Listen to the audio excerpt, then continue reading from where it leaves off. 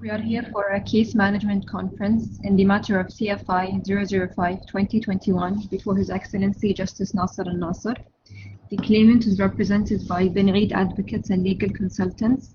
Lead counsel is Asha Bijoy. The defendant is represented by Curtis Mele Prevoy, Old Muzzle LLP. Lead counsel is Antonia Burt. Welcome. We'll start with the claimant's representative. Yes, Your Honor. May I please, Your Honor?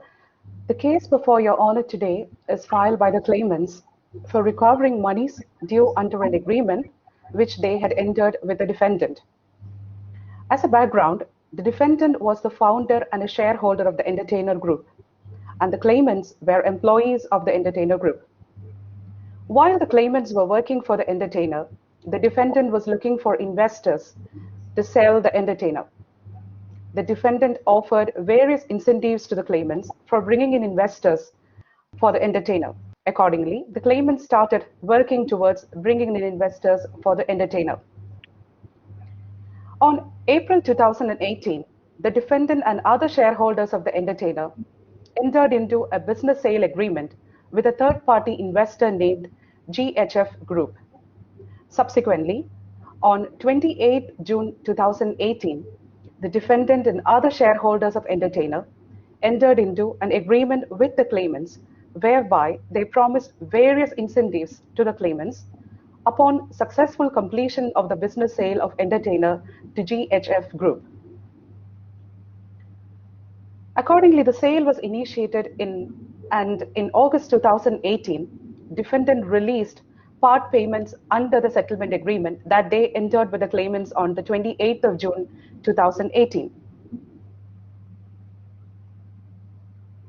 But afterwards, no monies were paid. It is the claimant's position that the business sale of the Entertainer was fully completed and monies are due to them under the settlement agreement. As per the settlement agreement, the defendant was also obligated to furnish a good faith calculation to the claimants as soon as those were available to them. The defendant has failed to give the good faith calculations. Although the claimants approached the defendant for the balance payment, the defendant refused to make either the balance payment or the good faith calculations.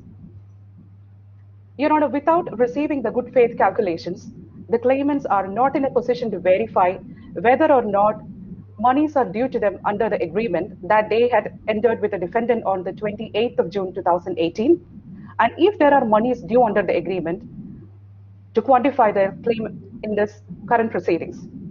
Thus, the claimants approached the court initially under a Part 8 claim, which was subsequently transferred to the Part 7 claim. And initially, both the claimants were the claims were made separately, and subsequently, through an order of the registry, those claims were consolidated, and now there is only one claim wherein both claimants are included. It is the defendant's position that no monies are due to the claimants under the settlement agreement, as the claimants have allegedly violated their employment contracts with the Entertainer.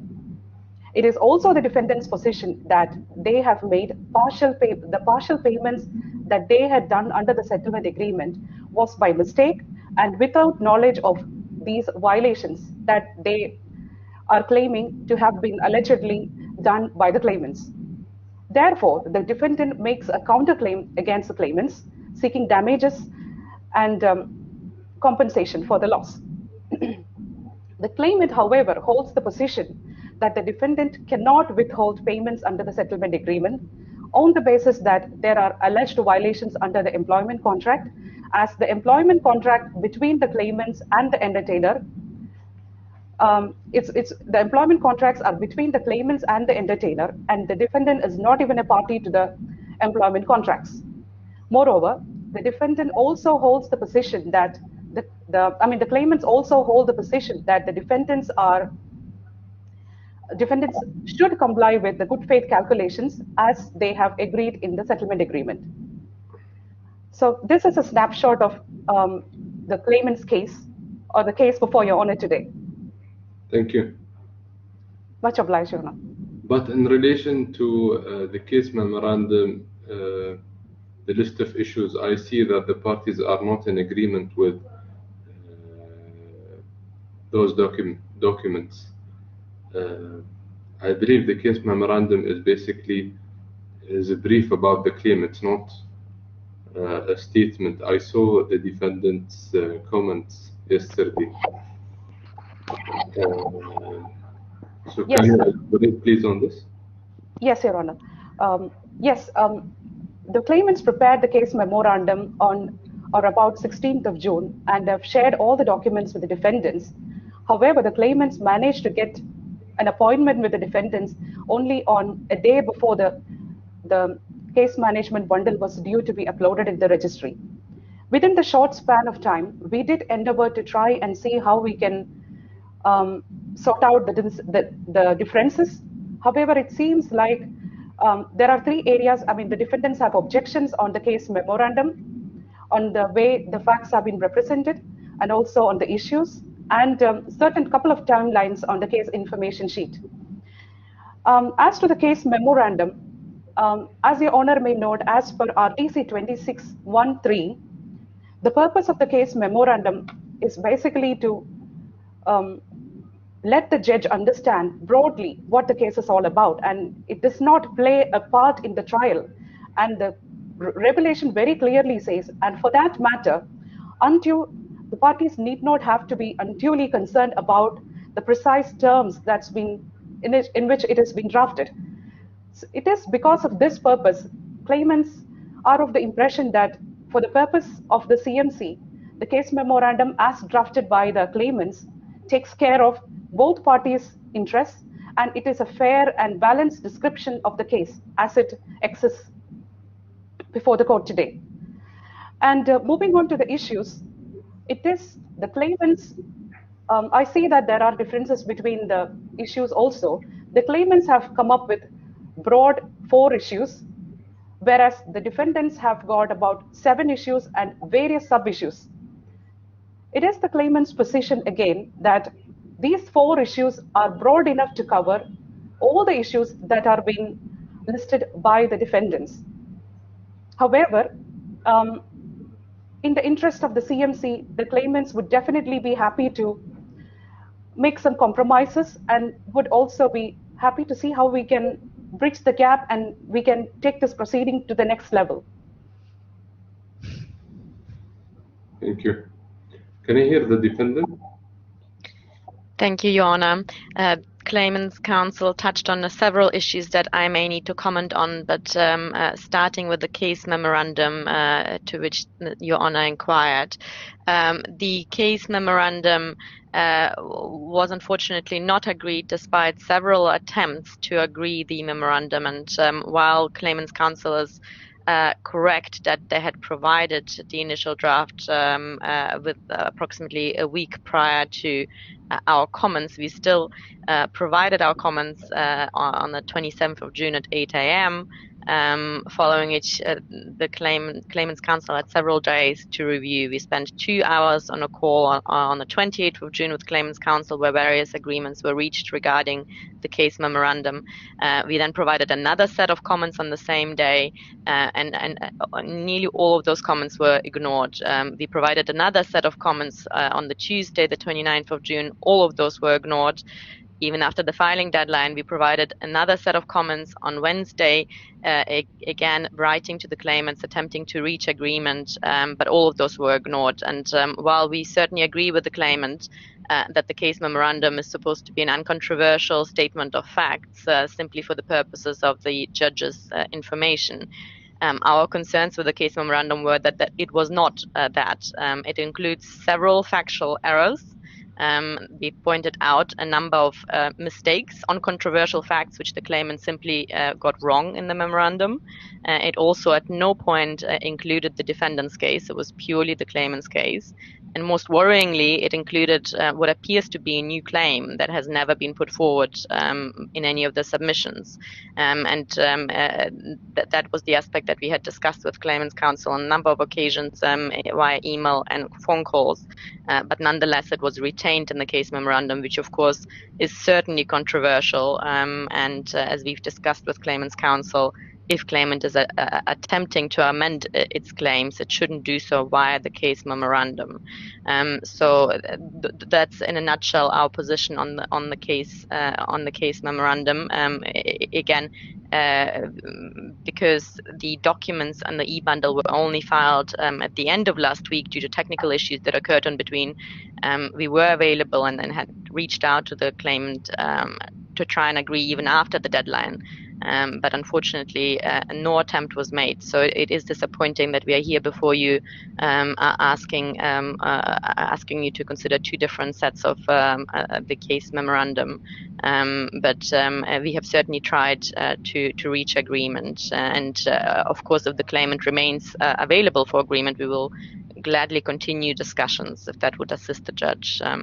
So that's on the case memorandum. I don't know if now would be a good opportunity to briefly also address another comment claimant's counsel made before the case memorandum with respect to the request for documents, or if that should be addressed later, as you prefer.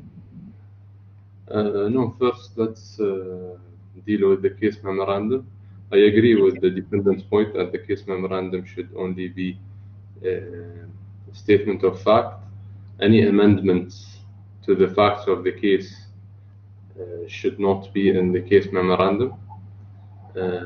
At this stage, I believe that at this stage, any party who wishes to amend its particulars of claim should seek the court's permission to do that. I think it's too late for amendments now. So the case memorandum again should be a statement of fact between the parties for the judge to understand, not for new submissions to be made. If any of the parties wish to make new submissions, should be made by way of an application to seek the court's permission. This is for the case memorandum. So I expect the parties to file a case memorandum which reflects what I mentioned and which reflects the case without adding further submissions.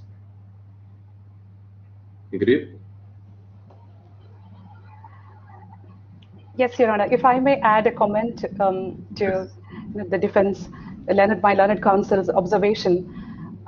In fact, the learned counsel has raised the same objection during our CMB discussions, and we had indeed asked them to list out the specific areas where they think that we have modified the particulars of claim. However, no response has been forthcoming, and we are unsure as to what are the allegations regarding addition of new claims, because the original memorandum is broad enough to cover whatever we have stated in the case memorandum. And the whole difficulty is, the point is, without getting the good faith calculations, we are not even in a position to quantify or even ascertain our claim. And if that can be accommodated in a swift manner, I believe much of this misunderstandings or disagreements can be sorted out. Okay. Yes, the defendant's point.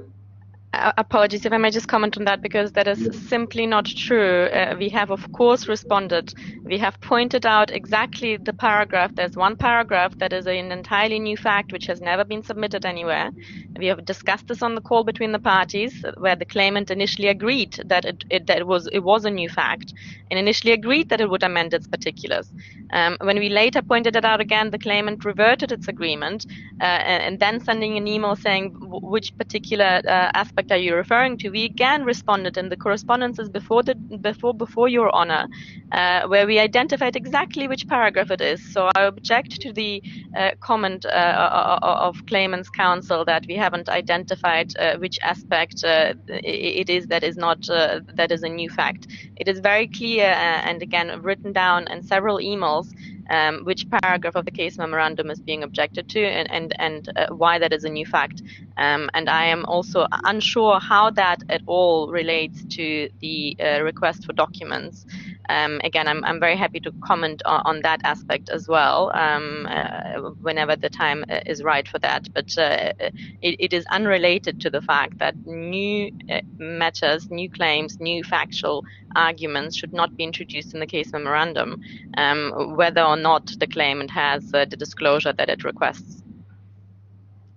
I agree with the defendant's point. In relation to the quantification of or the calculation the claimant seeks,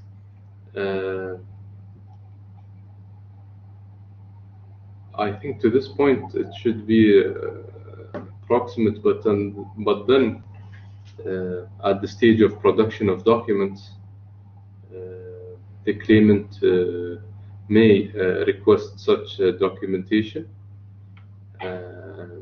and then the claimant can decide whether it wants to amend its statement of claim based on the availability of the quantification it's seeking. Yes, Yeah, yes, Your Honor. at this point, as I said, the case memorandum should be brought for the judge to understand the case. This is the purpose of it, not to add new document, not to add new submissions or to make further submissions. So this is to be agreed between the parties that what this case memorandum is about. And then we come to the list of issues which the parties are also not in agreement with. The list of issues, some I don't expect the parties to agree on all of the list of issues, but there are some parts that can be agreed on. The remaining, because there is also a counterclaim from the defendant, which depends, is more of an employment matter. So this is a different matter, but the list of issues also, I'm sure that there are points that the parties can agree on. Yeah? Yes, Your Honor. On the previous point of the raised by my learned counsel, I apologize. It might have missed our attention that the areas of differences that they have highlighted to us, and the areas where they felt that we have brought in additional and new claims. So, if I may please, Your Honor, and kindly give a direction so that we would definitely endeavor to try and see how we can address this difference in the case memorandum. If my learned counsel could assist us by sending out an email to us highlighting the relevant areas of disagreement, not disagreement, the areas where they would think that we have gone beyond the scope of the case memorandum, wherein we have added additional claims, it would really assist us to see how we can address them. Because at this point in time, we are not sure of their allegations or the observations.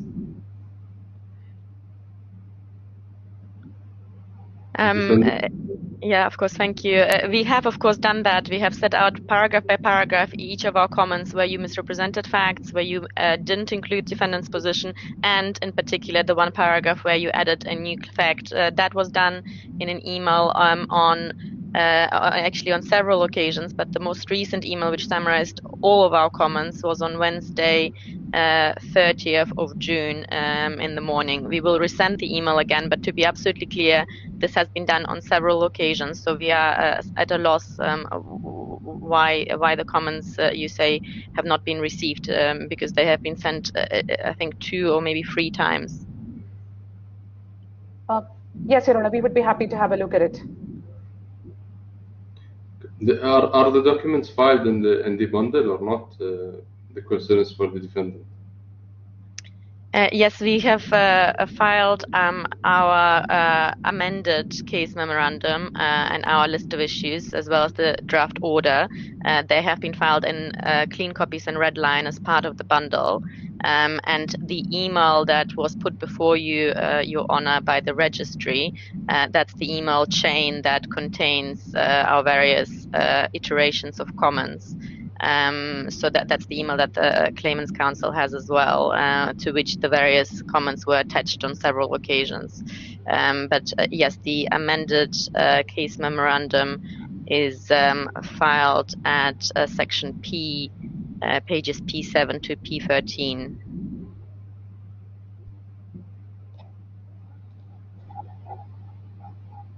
Which reflects the comments, yeah? Which reflects the defendant's changes. These changes have been provided also with explanations to the claimants before. So we had provided a comment which is not on the bundle, but the claimant has received also an email, several emails where we had provided comments explaining the changes that were made and why they were made. As I say, on a couple of instances where there were facts that were incorrectly stated, on a couple of instances where the defendant's case was not stated, and on one instance where a new argument was introduced. Where are the claimants added facts or added statement of claim in the case memorandum you're referring to? In which paragraph? So in the case memorandum that the defendant amended, so you will see the red line, which starts by saying defendant's comments. There is a paragraph that is deleted, so you will see it crossed out. It was an old paragraph 2.6. And that's the fact that is entirely new and had never been included in any of the previous submissions. And as was discussed on the parties' call, it appears to relate to a new claim, although we are not sure. Mm-hmm.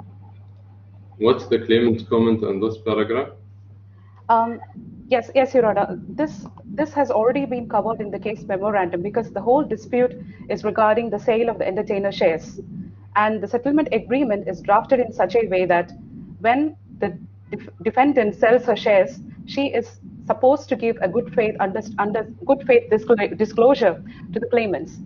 So, in fact, in our memorandum, there are broad terms in which we have said that on or about certain time, it has come to the claimant's attention that the entire shares has been sold. Maybe we may not have quantified the exact amount in the claim, but there are broad references in the case memorandum, in the original memorandum that is filed by the claimants, that it has come to the claimant's attention that the defendant has sold off her entire shares in the entertainer. So it is basically to highlight that aspect that we have brought this in the case memorandum. So this is definitely not an additional claim because we already had a very broad case memorandum that could take in all these facts. That is our humble submission.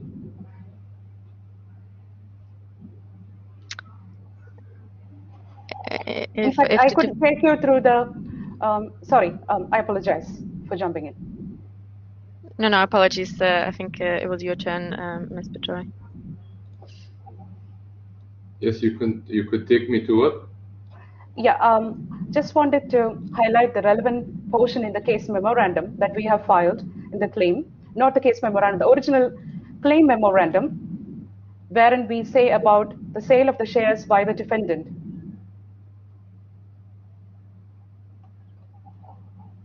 Which document you're referring to? Document, it's on,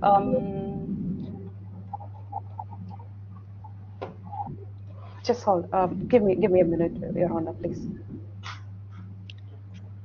Maybe while we wait, if I can clarify the point, as we had discussed on the call, the way that the initial particulars of claim were submitted was on the basis of a defendant's sale of 85% of her shares. And on a party's call, when this particular comment was added, claimant clarified that it now appears to be making a claim for payments for 100% of the shares, and that's the aspect where defendant was concerned that it appears that there is an amendment to the claim rather than a payment on the basis of the sale of 85% of shares.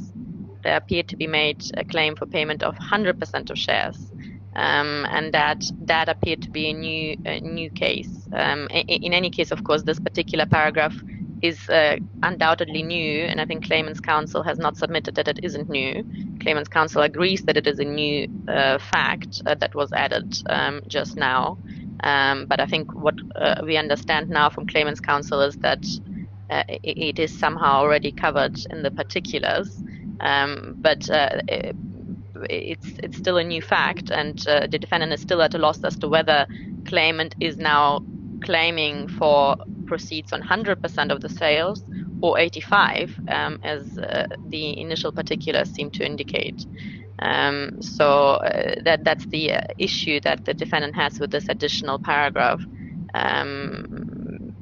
Because of course, while it is a new fact, the claimant has confirmed it is not amending its particulars. So we assume that the case continues for a claim of 85%, but it is at this moment at least unclear to the defendant. Yes. Yes, it is document number 24, Your Honor. A24. Page paragraph number 8. You will find that on A17.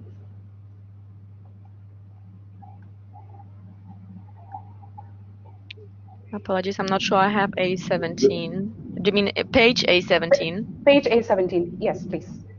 Okay. A17? A17, paragraph 8. Page number A17. Which bundle is this? This is the claimant's one. Okay. Apologies, my lord. I'm just trying to locate the bundle. We had difficulty in uploading the bundle, and we had a real trouble that was because of some technical issues at the registry. And this is in tab A. Yeah. Claim form of claimants, and the specific document is the particulars of claim filed by the claimant, which you will find from page numbers A24 to A31. Yeah. I think apparently there is some document issue, page numbering. If your honor could refer to page number A17 in that same bundle, the claimant submissions. Page number is A17. Now I'm in A24 to 31. A24. Yeah. If I may please. Which tab you want me to look into? Yeah, the same tab, but page number is A17. Because initially there were two claims, so I mean it is only much later in the proceeding that the claims were consolidated, and because of that fact it has been reflected in two different documents. So if your honor could kindly refer to page number A17 in that same tab, paragraph number 8. Yeah. Is your honor on the same page, which starts with it is submitted that since 2019 till today. Yeah. Yeah, and that paragraph continues, and when we come to the next page, it has been published and mentioned in most of the local and national newspapers in the United Arab Emirates. Yeah. And that paragraph says it is submitted that our client is certain that of such fact that you have finalized and or received the final share sale price, because it has been published and mentioned in most of the local national newspapers in the United Arab Emirates. So we have indeed referred this in our claim memorandum. And what we have done in the claim particulars, and what we have done in the case memorandum is just quantified, because when we refer to the newspaper, we realize that the whole sale price is 100 million. So it is true that the 100 million is not referred in the particulars of claim, but there were descriptions or there were language that's been used in the case memorandum that could consider this. And that is why we just wanted to highlight to the Honorable Court that this is exactly what happened. The whole issue problem being, although the defendants were obliged to keep the good faith calculations, but nothing has been forthcoming from them. So indeed, we had to depend on news media to try and understand what happened, and how the shares were sold, what consideration it was. So this is what actually happened. If I may comment, if Your Honor goes up to paragraph 7, I think that is at least in my copy of the particulars, it is very clear that the entire particulars are drafted on the basis of the 85% share sale. So it appears to be a misrepresentation of the particulars to refer to the 100% share, which occurred several years later. And of course, the references in the particulars to news reports of this 85% share sale, that is what it referred to. And it is, of course, unhelpful that now there's an attempt to introduce the 100% share sale as part of the initial submissions, which do at no point refer to that. The entire particulars are drafted on the basis of the 85% share sale, and there's no reference anywhere to the remaining 15% or the full 100% share sale. So we would disagree with that. And again, I'm again very happy to comment for the third time now. The claimant has referred to some sort of delay to providing the claim amounts, and this is also a discussion that the parties have had over the last 2 weeks in inter partes correspondence. But just to be absolutely clear, claimants for the first time requested this information on the 16th of June, and the defendant has agreed to provide it even before disclosure. The information will be provided. It is currently being prepared and will be provided very shortly before the disclosure stage. So again, for the third time, the claimant seems to be representing that this has not been forthcoming, but it has only been requested on the 16th of June. And this is actually also one of the areas where the defendant disagreed with the case memorandum, because in the case memorandum, claimant stated that it was requested in a letter on the 7th of October, and the letter simply does not request the information. That's what we've said to claimant. This appears to be a misrepresentation because the letter doesn't have such a request, and nonetheless the statement was kept in the case memorandum, and now again for the third time claimant's counsel referred to requesting this information, but we simply have not received these requests to which they are referring until the 16th of June, and as soon as we received the 16th of June request, we responded confirming that the information will be provided. So just to be absolutely clear, we are not attempting to withhold this information, and it will be provided. There is, of course, still a misunderstanding between the parties as to what exactly claimants are requesting, and that's maybe a separate issue for discussion. But in terms of what the claimant requested in its email on the 16th of June, that will be provided very shortly. Your Honor, if I may please clarify a point here. I beg to disagree with my learned counsel, because along with the particulars of claim, we had also filed the settlement agreement. And the settlement agreement terms are very clear. And the only reason why it would have appeared as if we are limiting our claim to 85% is because there is a specific clause in the settlement agreement which says the contract the defendant entered with GHF initially was for 85% sale. But that does not limit our claim to 85%, because the contract itself says whatever the defendant sells, as per the specific formulas that are laid out. I understand. This issue is not at this point. Yeah, I understand. Apologize, Your Honor. Today here is the case memorandum is basically just for the judge to understand the brief about the claim. Then the list of issues are the issues the judge will decide in the case. And then it's a case management. I'm not discussing if it's sold 85% or 100% or 100 million or 85 million. I understand that this is a main issue in the claim. The case depends, maybe from the claimant's point of view, the case depends on the amount that the defendant sold her shares for. Probably this is the purpose of this case. depending on the settlement agreement. But here, I don't want to discuss the merits of the case and go into the case in details on what was sold and for how much it was sold. I'm trying to manage this case. I'm trying to get the parties to agree on a brief about the claim. I will not decide the claim today. I apologize, Your Honor, for taking up Your Honor's valuable time. So I expect both parties not to complicate the matter, because the matter is so simple. Absolutely, Your Honor. I apologize. The case memorandum, it's just a brief about the claim, and then the list of issues. What are the issues the party agree on?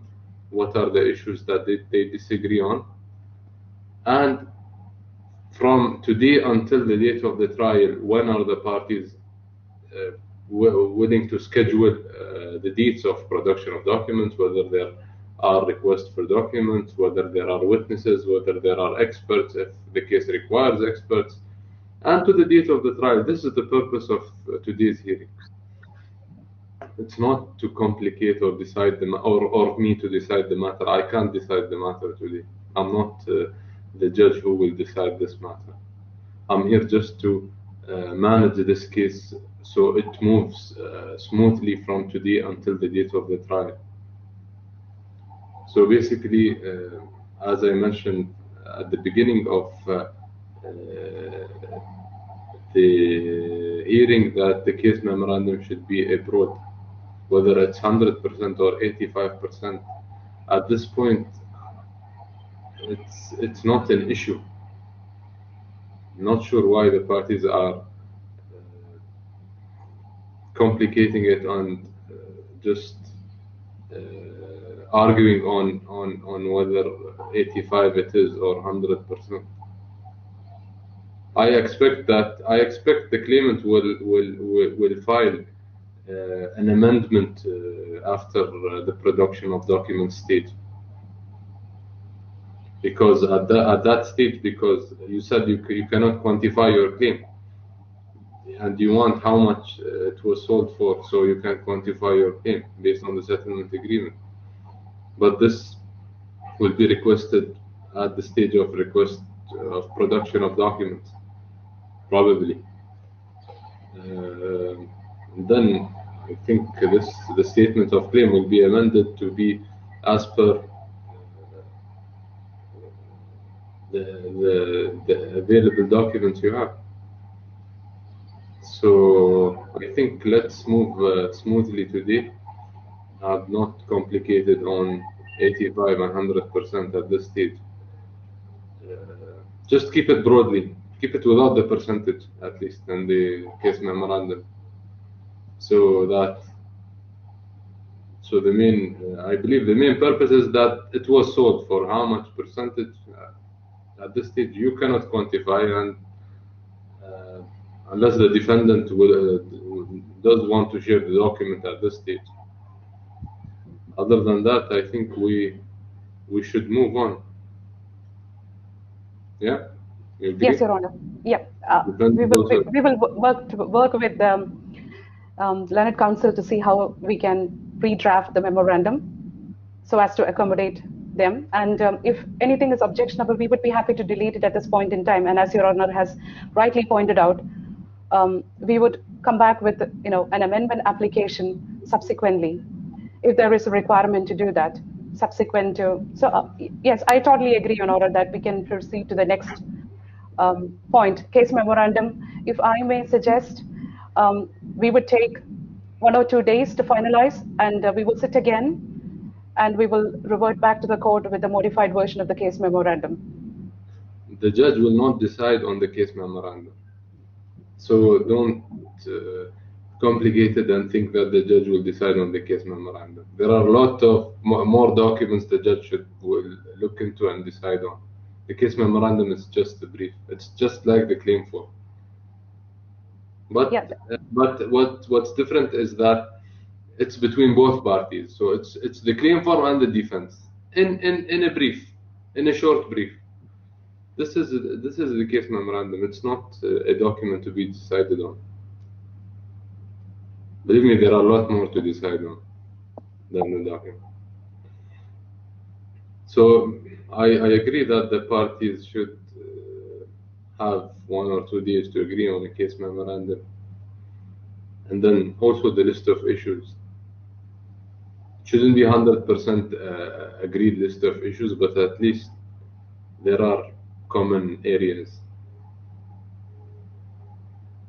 And then the dates also of the CMC. We can discuss the dates from now and finalize it by putting in mind the case memorandum that requires 2 days and a list of issues, and then move on with the dates. Are there any other issues then? No, I think we are pretty much on the same page as far as the case timetable is concerned. There are only 1 or 2 areas of disagreement. I think we might be able to resolve it now, so that once the case memorandum and the consolidated issues are being sent to Your Honor, the case can proceed as per the timetable that's been agreed on today. Thank you. Does the defendant agree also on this? Yes, absolutely. Thank you, Anna, for your directions, which are very helpful. And yes, absolutely. I think there are 2 or 3 issues of contention on the procedural order. If we could address those briefly now, then I imagine the other dates can be agreed. Yes, sure. Let's go through it.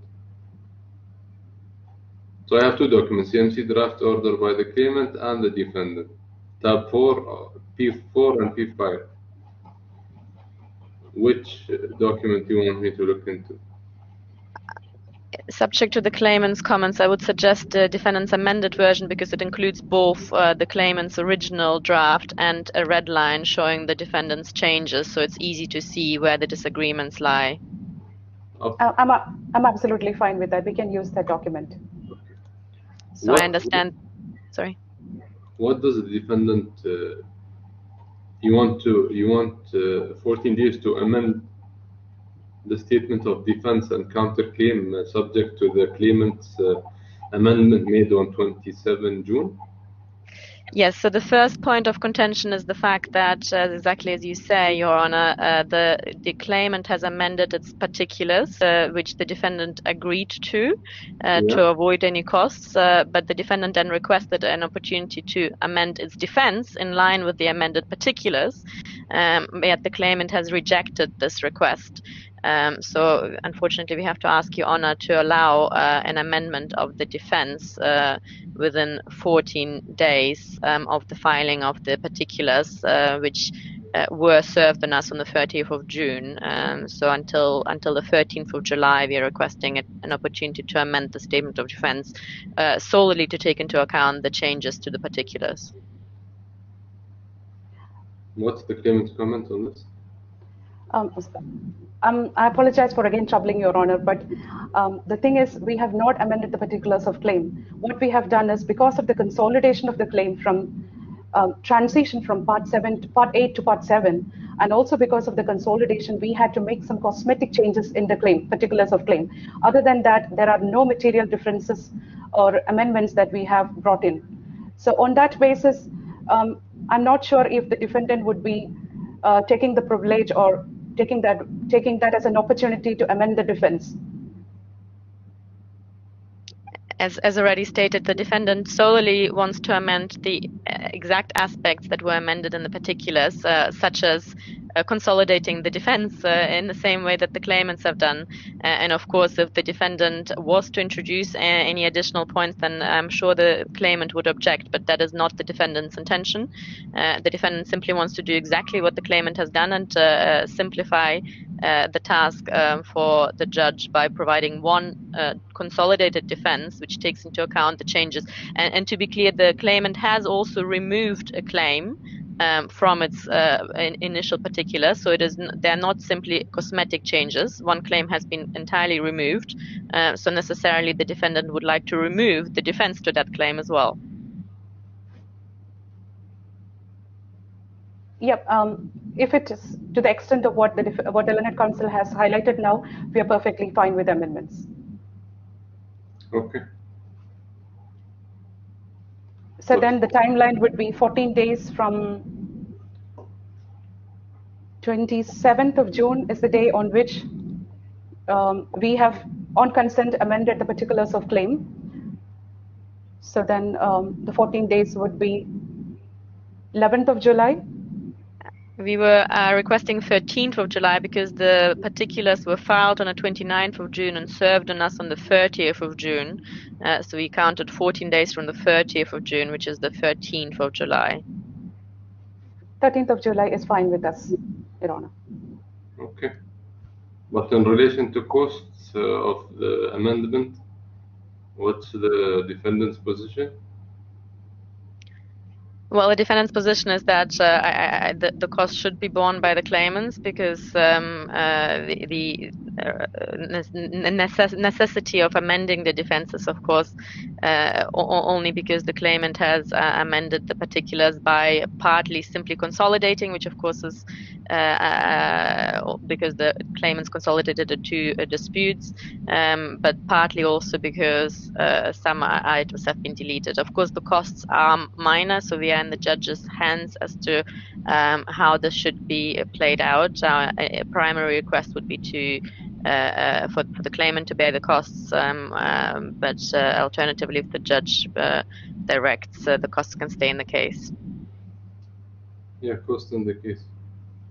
Much obliged, Your Honor. Thank you, Your Honor. So the defense, the amended defense is to be filed on 13 July, huh? Yes, Your Honor. Thank you. Thank you. And then? And then, as far as we understand, the other key issue of misunderstanding potentially is the order of document production. The parties are agreed, and that's item 1 of the draft order, that standard production should take place on the 4th of August, which is exactly 1 month after the CMC today. But the remaining dates have been amended by the defendant simply because they had not followed standard production, but instead preceded it. So we inquired about this with the claimant, but had not received a response. As far as the defendant is concerned, requests to produce should ordinarily be filed after standard production, because of course the parties need to first review the production of documents, following which they can then prepare requests, and then the remaining dates follow those dates. So I think they can be agreed as long as there's some direction from Your Honor whether point 2 of the draft order, i.e. the request for to produce, should follow standard production or precede it. Standard production, as I see, on the 4th of August, and then it follows by the request to produce. Request to produce should be after the standard production of documents. But I see that there is a huge gap between, a 2 weeks gap between standard production and request to produce. Does it require this much time? You're right, there seems to be some clerical error. We actually wanted this to be 14th of August, following the standard production of documents. I'm not sure why this error is there, but that was the intention. But on the timelines, we are okay with lesser time than 2 weeks. The defendant agree also? Well, if the claimant says that they intended the 14th of August, then that should be acceptable to the defendant as well. So we should be able to agree on the 14th, in which case I think we can also agree on the remaining dates in inter partes correspondence, because the remaining periods were agreed between the parties, and as such we should be able to agree those. Okay. What are what are the disagreements between the parties? On which dates exactly? As far as I'm concerned, this was the second disagreement, i.e. whether requests follow. Otherwise, the only other disagreement was with respect to the trial dates, and it's a minor disagreement because, of course, various dates prior to the trial dates, can be agreed, subject to the trial dates being agreed. And we are, of course, at your Honor's hands as to how to fix the trial dates. The claimant had proposed the week of 16th of March, and the defendants are in fact otherwise engaged during that week, so they proposed 1 week later, which is the 21st to the 23rd of March of 2022. And subject to settling the trial dates, I think the remaining dates can again be agreed, because the parties were generally agreed on the periods. I'm sure Claimants Counsel will correct me if there's any other disagreement, but as far as I can see, this was the only other point. Yeah, I agree with the learned counsel. Yes, these were the only 3 points of disagreement. And we are flexible in terms of the dates of trial. That can be pushed to the 21st of March. That can be agreed. Then it's agreed. Yeah? Yes. Anything else from both parties? Nothing from us on the defense. Apologies.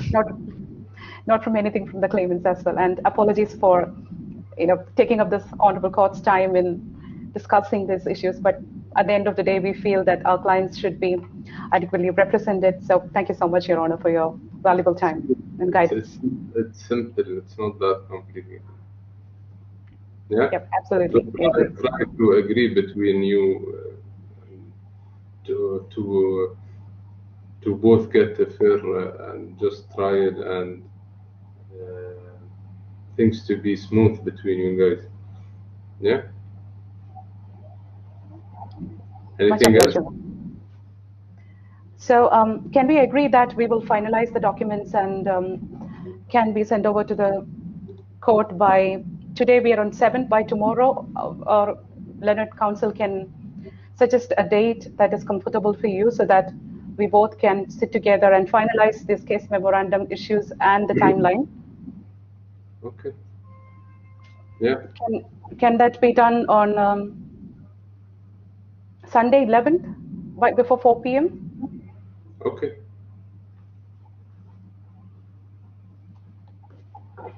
That's it? Yes, Your Honor. Thank you. Thank you. Thank you. Thank you very much, Your Honor. Thank you very much.